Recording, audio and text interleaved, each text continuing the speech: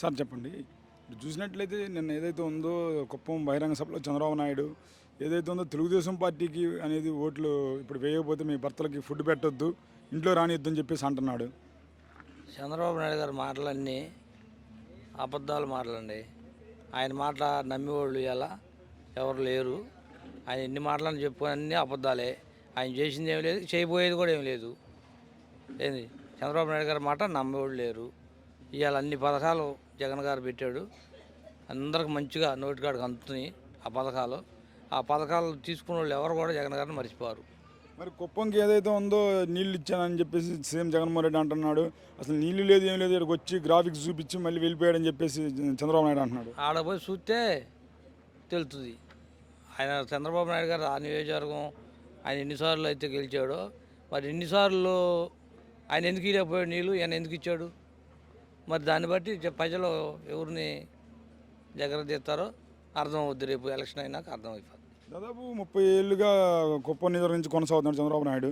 ఈసారి ఒకసారి నన్ను చూడండి, ఈసారి గెలిస్తే కుప్పంకి పూర్తిస్థాయిలో నీళ్ళు ఇస్తా అన్నాడు. మరి గతంలో ఎందుకు వెళ్ళిపోయాడు అంటారు?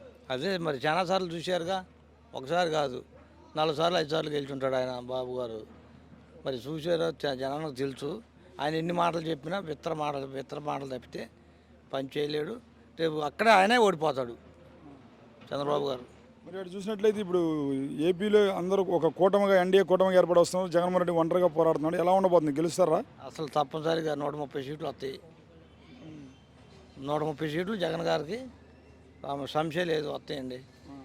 130 సీట్లు వస్తాయని చెప్పేసి మీరు అంటున్నారు. అసలు ఇంకా రాబోయేది 2 నెలల్లో మన ప్రభుత్వమే జగన్ దింపేస్తున్నాము, కుర్చీ మడత పెట్టేస్తామని చెప్పి నారా లోకేష్ అంటున్నాడు.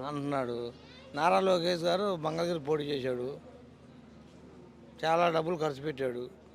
మునుపు ఏం చేశారు, నారా లోకేష్ గారు ఇంటికి పంపించారు. ఈసారి కూడా అదే పరిస్థితి. ఆయన గెలిచేది లేదు, ఏమీ లేదు. మరి పవన్ కళ్యాణ్ ఏదైతే ఉందో పిఠాపురం నుంచి పోటీ చేస్తున్నారు కదా, నన్ను ఓడించడానికి ఒక్కొక్క మనిషి ₹1,00,000 ఖర్చు చేస్తున్నారు అంటున్నారు. ఆయన సినిమా తీసి సంపాదించిన డబ్బులు ఉన్నాయి, కమ్మగా మంచిగా తింటారు. ఆ డబ్బులు తింటారు, ఇటు ఓట్లు వేస్తారు. అది జరిగేది ఆడ కూడా. ఈసారి కూడా ఆయన జరిగేది కూడా అదే జరిగేది.